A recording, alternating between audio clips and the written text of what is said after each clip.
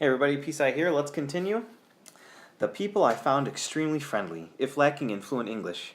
Many of them, I think, were overconfident in their ability to speak the language, but I guessed that they got by with what they knew in order to make ends meet.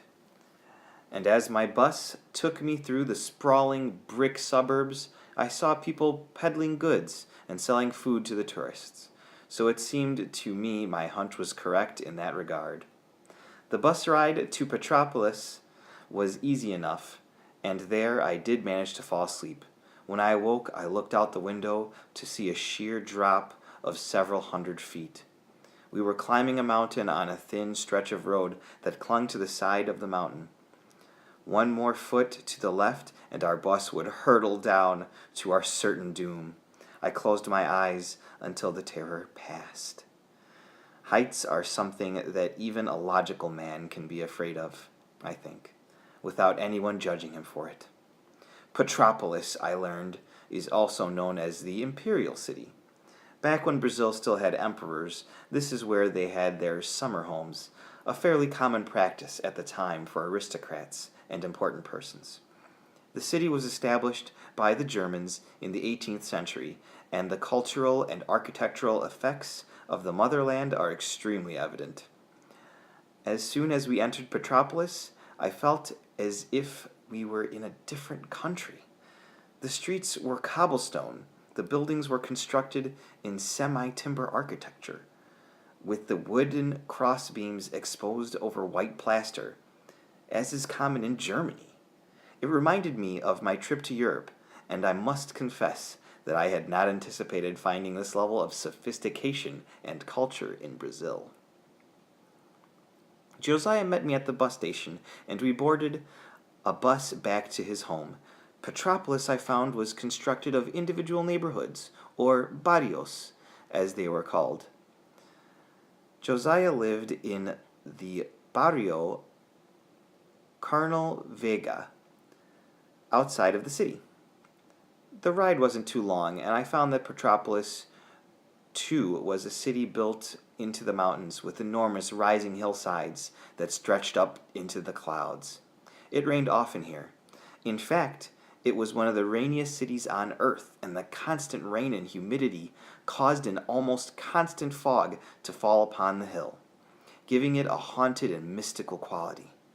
The rising hills seemed to disappear in the clouds. The houses were constructed in such a way that they were almost stacked, one on top of the other, built into the hills themselves. Long, straight staircases climbed up the hills, providing the only access to the houses that weren't directly on the street, which was most of them. It seemed a rather poor system according to my judgment, and the thought of those poor people having to climb enormous staircases every day just to arrive at their homes made my heart weep for them. No one had yards or actual property.